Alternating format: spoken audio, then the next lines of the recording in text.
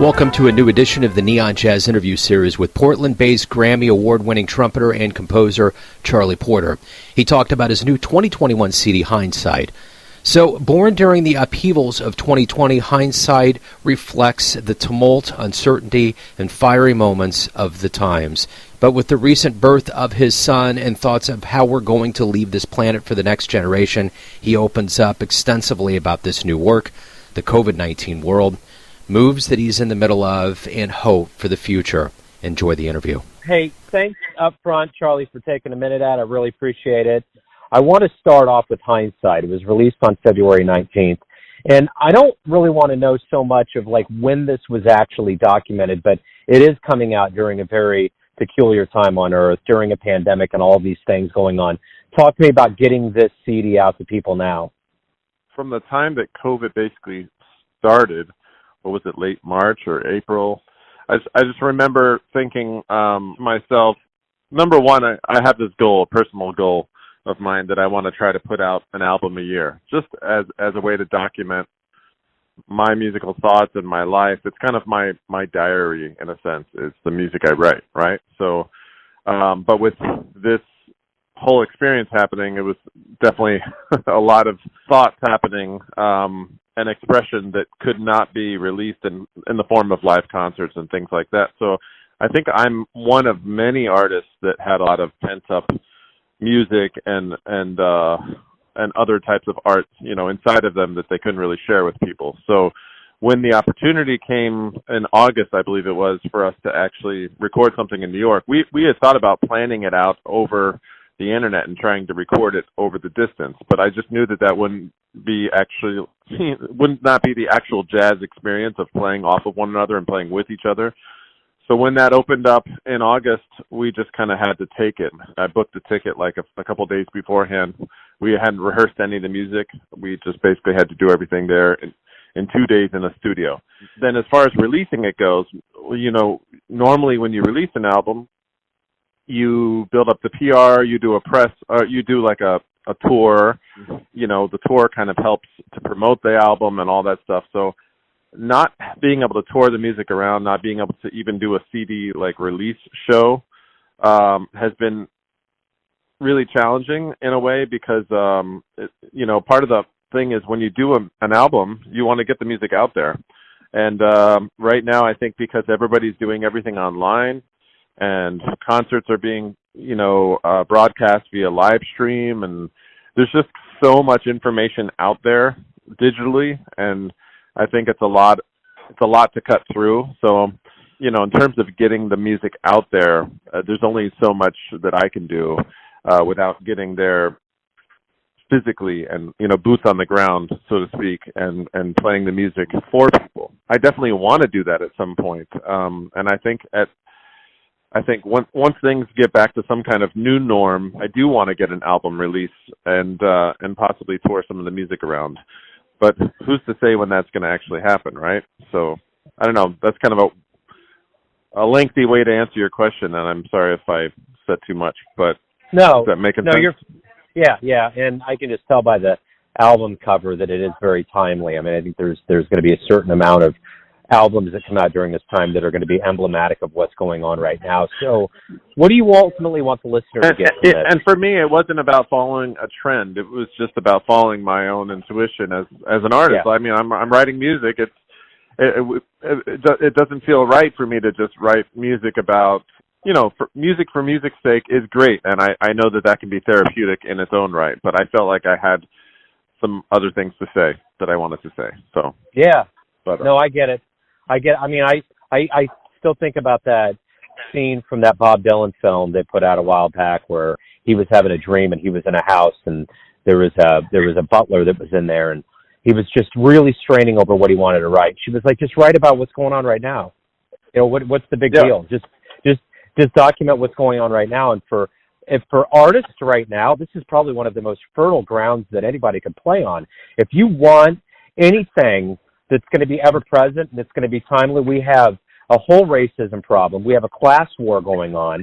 We have politics that are so absolutely, completely out to lunch that no one in any fictitious realm could ever imagine and pen this.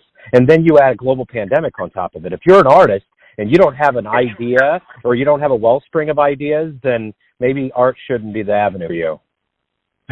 Yeah, I hear you. So what do you ultimately want the listener to get from this? I want people to talk about it, if nothing else. So maybe somebody listens to one of the tracks and says, well, what does this music have to do with this title? Because music doesn't necessarily, in a literal way, without lyrics. And I know some of the songs have lyrics, but some of them don't. So like, for example, if you're listening to Walking the Plank, how can you hear what that song's actually about? You can't really, and that's why a title is important, because the title gets you thinking about it. It gets you listening to the music in a different way too, but it might get you to talk about it with someone else. And maybe that topic is on your mind now just because you read it in a music title, on a song. A big part of it is people talking, and a bigger part of that is people feeling like, hey, this guy is doing something. He's taking the initiative. Maybe I can also take the initiative in some small way on my own as well. And, then, of course, there's the small part of the money. 15% of the album is going to 3 different charities that I feel benefit 3 main things that the album's about anyway, which, is environment, social justice, and pandemic-related things. I don't know. Do I have a specific hope for the album? Do a targeted response? Not exactly, but I think that every drop in the bucket helps. And I think just like social consciousness, a lot of people, they're in their own bubble and they're using Netflix and things like that to soothe their pain, and to kind of just pull the wool over their eyes as to what's going on in the rest of the world. And I kind of mentioned that in the liner notes, that it's not the greatest selling point of an album to just put all this stuff right in someone's face and be like, hey, these are the problems the world's facing. But I'm okay with that. Tell me real quick, when we do get back to the live audience and when you're back on stage and we're back in the audience, what do you hope we all realize about this absence away from live music? What do you hope we appreciate or glean from the fact that we've been away from it when we do actually get back to it? I think we're already realizing how much the human connection really matters, how much doing something live matters, because we've always had, at least in modern times, the digital option, but the fact that we only have the digital option right now, I think makes the whole physical reality way more important to us, because we just haven't had it as an option. It's basically given people perspective, I think. So I mean, there's that perspective with art. There's also that perspective with family. I think people are going to value time together with family, with loved ones, with friends, but they're also going to value like hearing music in person versus just on a recording more. And maybe that's just going to be a short-lived experience, or maybe it'll be more permanent. I don't know. But I think overall it's going to be a really good thing for the arts and for music. And I think there's going to be some kind of, resurgence or some kind of, what do they call it, renaissance, like a new renaissance. Not only all the artists wanting to make more art and music and other things, but more people, hopefully, that are wanting to see it. I know there are people that want to see it. I hear from them all the time. I can't wait until this is happening or that's happening. So, and I'm sure you're on the same page as well. It's I don't know. It seems pretty unanimous from most people that I talk to that that's the case, and I'm excited actually about the possibilities. Maybe this means that we'll have more music venues and things like that, because for a while that was seemingly kind of going the other direction, building to tear down.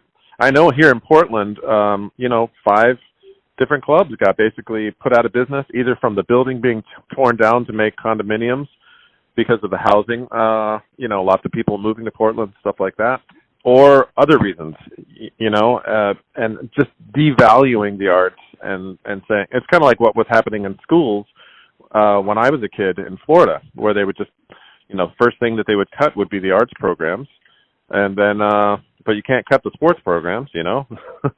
Not that I have anything against sports, but there's, you know, having art in a child's life is super important for a lot of reasons.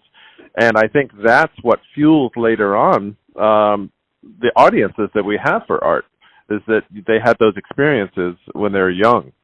And so, I don't know, I think this is creating an appetite in people for things of value and things of you know, artistic things of value, but also social connection. Right on. That's a triumphant way right there, I think, to wrap everything up. Charlie, thank you for taking a minute out to talk about the album and this world and getting back to it. I appreciate it. The one other question that I can ask you is you've obviously mentioned that you're going to New York and you're leaving Portland. Are you looking forward to the new adventure in New York, obviously, because there's so much going on there and just kind of the nature of how things are waking up in the world? Yeah, I love Portland, and we're probably going to come back. I don't want to miss the opportunity. I feel like New York is such an epicenter for art and culture, and having lived there already for 16 years, I have lots of friends there, and I know that there's going to be a big boom happening there with music and art and culture in general. And so I just want to be part of that, and I think it's going to be an exciting time. And that's my main reason for wanting to go there, as well as the fact that COVID has left, surprisingly, the rental prices are in a very low state right now. You know, you can actually get a place for, some places for 40 to 50% less than what they would normally going for market value-wise. So I think that alone is going to actually entice a lot of artists to come back to the city, even though a lot of people did leave. And so, I don't know, I think some amazing things are going to be happening there. And I think anywhere you are, Portland, anywhere, there's going to be a kind of a boom, an explosion of art and culture. But I think New York is going to be special for obvious reasons. I agree. And I think that, you know, these epicenters need to kind of be the pulse for the scene. And I think that from what I've seen, there's a lot of positive things that are already starting to happen. So out of all the bleak, the silver linings are starting to kind of rise to the top. And that's reassuring, I think, for all of us. I hope. For sure. I hope. yeah, for sure. Yeah. Well, hey, happy birthday, man. Good luck with the move. And it's been great to catch up with you, and I'm sure we'll do it in the future. Well, thank you so much, man. Appreciate the call. Thanks for listening and tuning in to another Neon Jazz interview. We give you a bit of insight into the finest cats in Portland, New York City, Kansas City, and spots all over the world, giving fans all that jazz. And thanks to Charlie for his time, music, and stories. If you want to hear more interviews, go to Famous Interviews with Joe Domino in the iTunes Store. Visit neonjazz at youtube.com, and for everything Neon Jazz all the time, go to the neonjazz.blogspot.com. Until next time, enjoy the jazz, my friends.